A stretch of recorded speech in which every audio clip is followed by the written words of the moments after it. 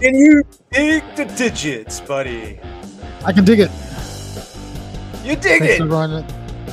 Thanks everyone for checking us out here on YouTube and now on Spotify. He digs it. You can also see The us coach. on Twitter and Facebook. Yeah, The started round mound. my 30th year of coaching this year. Today. All right, Coach. Congrats. Happy anniversary. Coaching. Thanks. Appreciate that. The round mound of coaching. Shout out to all of my former players and athletes that I've had a chance to work with over the last 30 years. So, and for those of you out there that haven't subscribed yet to the channel, help Coach please out. do. That's Coach right, out. man. Subscribe to the channel. So everyone, thanks for tuning in. Tonight we're going to talk Bears again tonight on this particular episode of Windy City Digits. So, Vic, there were some very interesting comments by a former Bears coach. Are we going to name his name, or is that like Voldemort? Lord Voldemort. Thou shall not be named. Well, we will mention him. So, Mike Martz, former offensive coordinator of the Bears, apparently went on some kind of podcast or something and made some comments about the team. A little bit. I don't know if I've seen an offense that bad in talent since the 0-16 Detroit Lions, he said. I have many thoughts on this. Let him in his interview. But I'm interested in hearing what you think. Well, okay. One thing. We did see some, tweets about Mike Martz and his offense. Mike Martz was very creative for a short-lived period of time for the Bears. Kind of like we had another offensive coordinator, very similar, who went to LSU, and he's escaping my mind, my friend. Had a really good year, very creative, and then teams figured him out. Mike Martz is overrated. First of all, that's my first thought. Okay. Second of all, I do think he's just jumping on this bandwagon of people who think the Bears are going to be lousy based on the lack of star power names on our offensive squad. And he really hasn't watched them and knows them. Those are my first comments. What about you? My first thought is that Mike Martz hasn't been in professional football since 2011. So that's over 11 years. That's a good point. Why on earth are we worried about what the heck Mike Martz has to say? First of all, because he's Mike Martz, man. I think it's just people just trying to. It's just the national media just trying to pile on the Bears. Don't you think people like Mike Martz? Don't you think people like and remember Mike Martz for what he did for Kurt Warner and the Rams? Yes, but at the same time, also that almost never happened because if people remember, Trent Green got hurt in the last preseason game. Horrible injury, which forced Kurt Warner into action. Yes, right? And Kurt Warner, for all purposes, was actually better. Correct. So let's start with the fact that Mike Martz talent. Mike Martz, as the offensive coordinator, was going to start Trent Green over Kurt Warner. Right. That was his decision. That's what he built his whole offense around. Yep. He kind of lucked out because look, he had some players out there that just Isaac Bruce, woo, Torrey Holt, yeah, Marshall Faulk, greatest show on weapons, turf, man. Amen. Yep. He had a good offensive line out there. But it's one of those things, what if he never got hurt? Who knows what would have happened? No, you're right. And also somebody on Twitter mentioned or reminded us both that Mike Martz also got rid of Greg Olsen. Correct. Right? He thought he was overrated. Yeah, Greg Olsen was a heck of a tight end that the Bears should have kept on to. Yeah, now he's the #1 broadcaster for Fox Sports. He is good. He's good. I do enjoy him. Yeah, I think he's good. He's just keeping the seat warm for Tom Brady. But okay, so besides saying, yeah, Mike Martz is, a little bit out of touch with reality. What do you think about that 0-16? What do you think about what he's saying about the worst offense he's seen since, the Lions? And does that equate to 0-16 just because of their offense? Well, look, I think his assessment of talent is really bad because he's even saying that Justin Fields is an inaccurate quarterback. He says that he really should be a backup. Like he doesn't really have the skills. Yet, most prognosticators say that around the right people, Justin Fields could be like an MVP type potential quarterback. Yeah, actually, even and quite honestly, I think the fantasy predictors are better at realizing talent and potential better than someone like Mike Martz. Fields is actually rated in some fantasy football is top as high as 13 quarterbacks. Yeah, they're pretty accurate. Them and the betting field. So what my question is though is just because maybe the Bears offense might not be as good as we want it to be, the Bears defense is still pretty good. So do you change your overall perception of the Bears and what their overall record would be when you hear more and more people saying the Bears might be one of the worst teams in the NFL? Look, I think they're basing it too much on history. Like we've talked about this before. I still think that we have a better receiving core than Green Bay. And I don't care how good Aaron Rodgers is. If those guys can't catch the ball, it really doesn't matter. Right? That's true. It could be like Daz Newsome, man.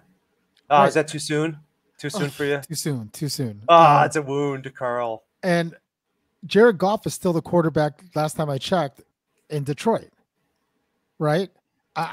He's got some good weapons around him, but again, he is still yet to prove that he can win the big game. Absolutely, man. Yeah. So I like everyone's picking the Bears to finish last in the Central. I honestly think that we have a great shot to compete in the Central. That's 6 out of your 17 games. I think we have a good shot to compete. I just don't understand, and I don't know what you think about this, but I just don't understand all of this negativity and hating from the national media. Like, I just don't get it. Yeah, I do think it has a little to do with not spending the money like that we're able to do. I just have a feeling that they know, like, I mean, we were kind of like, when are they going to get that big name wide receiver? I still think, like, why don't they go get Beckham for a year or two? They've got a lot of injuries. So, like, maybe a little bit it has to do with them they're just tired of the Bears being an organization that can afford higher talent and just doesn't do that. So therefore, because we don't have the high names, that we're just going to be stuck in this. Look, I just think abyss. the biggest thing the national media is missing is the fact that Ryan Poles was left a mess by Ryan Pace. Like, this team is a mess when he inherited it. Which is now kind of proven by the roster with how many players they got rid of. Like, the defense is playing well enough right now. Like, I don't see anyone complaining that we traded Khalil Mack. Yet Ryan Poles doesn't get any credit for that. That's true. Nobody's complaining about that, man. Right? That we got Allen Robinson. Allen Robinson, Akeem Hicks, right? Akeem Hicks was productive last year. I mean, he got hurt a little bit, but when he was healthy, he was productive. Yeah, I would have liked Akeem Hicks back. Right? But I understand the youth movement and the money. It makes sense. Look, and I think part of that is, like, he's trying to rebuild a culture here, right? Yeah, and I think he's trying to do it mainly through the draft. So, I mean, that is a little bit more of a process than I think Bears fans originally were ready for. But I think we've seen the new philosophy of e pluribus unum, which we call hysterically for Eberflus. We see that the intensity from the Bears team is a huge difference from Nagy, and we do have really good hope that that will translate into an improvement in their overall record. Um, do you sense? I sense lots of things, man. I have Jedi powers. Sixth sense. You see dead people everywhere. That's right. Do you See? do you sense like a is it either like a cautious optimism with Bears fans, or is it really just like frustration that kind of like the national media, like where they're saying like, look, we didn't do enough? I think it's more that we could have done more. They don't like the path the Bears are taking. I think that's Okay. what it is.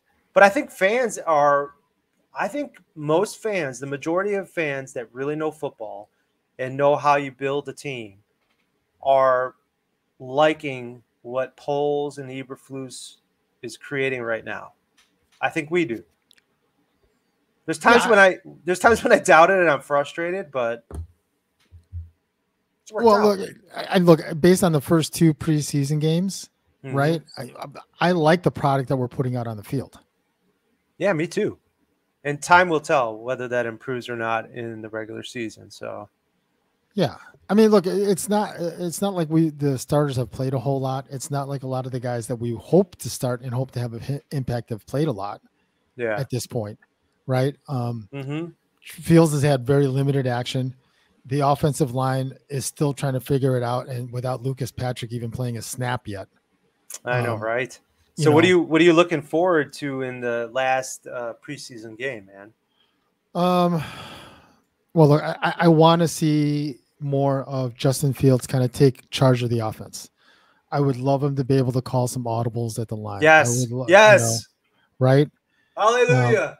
Let him call some audibles at the line. Let him read the praise Jesus defense, right?